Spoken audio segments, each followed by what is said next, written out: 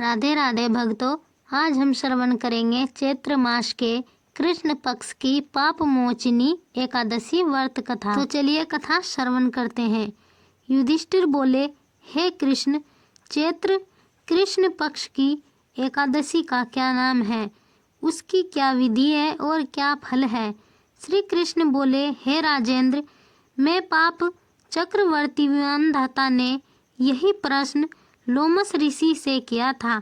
मानधाता बोले, हे भगवान, मैं लोगों के हितों के लिए सुनना चाहता हूँ। चैत्र के कृष्ण पक्ष की एकादशी का क्या नाम है, क्या विधि है, सो कृपा करके कहिए। लोमस ऋषि बोले, चैत्र कृष्ण पक्ष की पाप मोचनी एकादशी है। वह पिशाच योनि को दूर करने वाली, कामना और सिद्धि को देने वाली, पापों को दूर करने वाली, शुभ फल धर्म को देने वाली है। इस विचित्र कथा को सुनिए। प्राचीन समय में बसंत ऋतु में कुबेर का चैत्र रथ नाम का वन फूलों से सुशोभित था। वहाँ गंधर्वों की कन्या किन्नरों के साथ विहार करती थी। इंद्र आदि देवता भी वहाँ क्रीड़ा करते थे। चैत्र रथ वन से सुंदर कोई दूसरा वन नहीं था। उस वन में मुनि लोग तपस्या करते थे। वहाँ मेधावी नाम के मुनि भी निवास करते थे। वहाँ अप्सराओं ने मुनि को मोहित करने का प्रश्न किया। मंजू घोषा नाम की अप्सरा सोचने लगी और उनके भय से आश्रम से एक कोस की दूरी पर खड़ी हो गई तथा सितार को बजाकर मीठे स्वर से गाने लगी। पुष्प चंदन से युक्त गाती हुई उस अप्सरा को देखकर कामदेव ने भी शिवजी के भक्त उन मुनीश्वर को जीतने की इच्छा की। शिवजी के वर को स्मरण करके उसके शरीर में परवशिष्ट हो गया। अप्सरा की मकुटियों को धनुष बनाकर कटाक्ष का परतंजा बनाई। पलक समेत नेत्रों को बाण बनाकर, स्तनों को पर्णकुटी बनाकर विजय के लिए आ गई। मंजू घोषा कामदेव की सेना की तरह थी। मेधावी ऋषि को देखकर वह भी कामदेव से पीड़ित हो गई। यौवन के सुंदर शरीर वाले श्वेत यज्ञोपवीत धारण किए हुए मेधावी ऋषि भी दूसरे कामदेव की तरह शोभित हो गए। मेधावी मुनि सुंदर चयवन ऋषि के आश्रम में रहते थे। मंजू घोषा मुनीश्वरों को देखकर दूर खड़ी हो गई। कामदेव के वश में होकर मंद स्वर से गान करने लगी। उसकी चूड़ी, करदनी और नूपुरों की झनकार से वन गूंजने लगा। हाव भाव सहित गाती हुई अप्सरा को देखकर मुनीश्वर भी कामदेव की सेना के वशीभूत हो गए।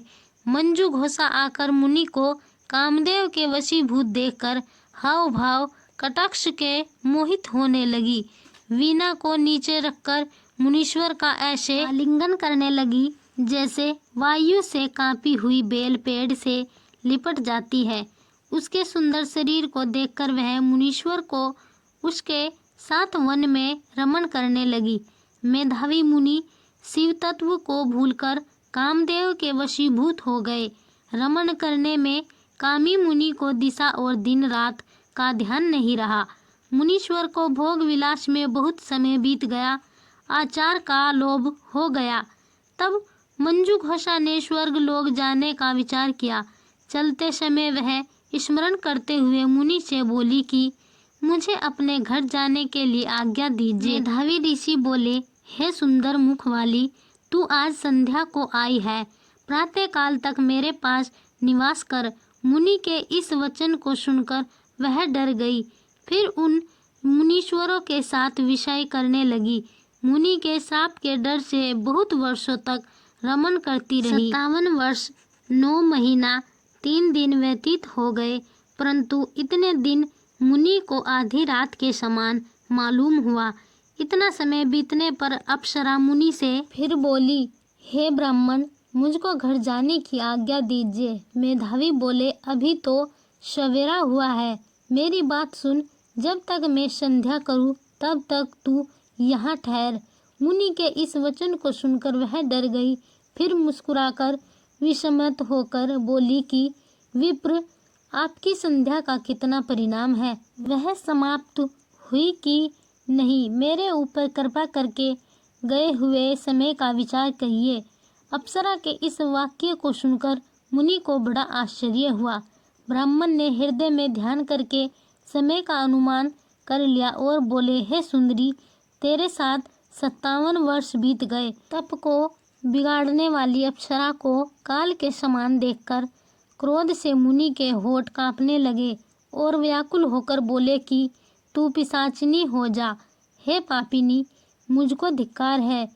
मुनि के श्राप से दुभद सुंदर भरकुटी वाली अप्सरा नर्म होकर मुनि से प्रार्थना करने लगी, हे विप्र, कृपा करके श्राप को शांत करिए।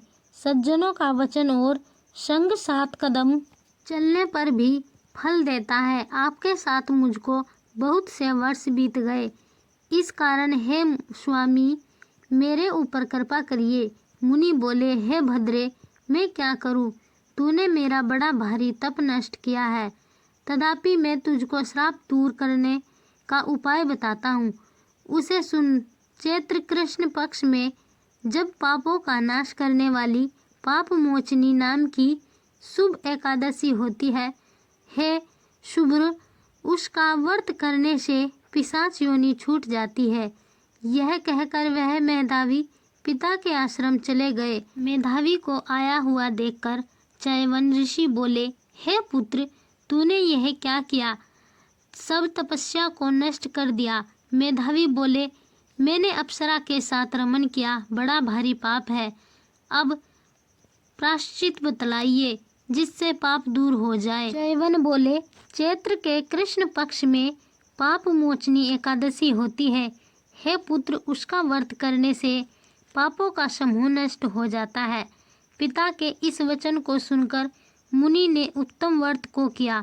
मुनि का पाप दूर हो गया, धर्मात्मा हो गए। यह मंजू घोषा भी इस व्रत को करके पाप मोचनी के व्रत के प्रभाव से पिशाच योनि से छूट गई।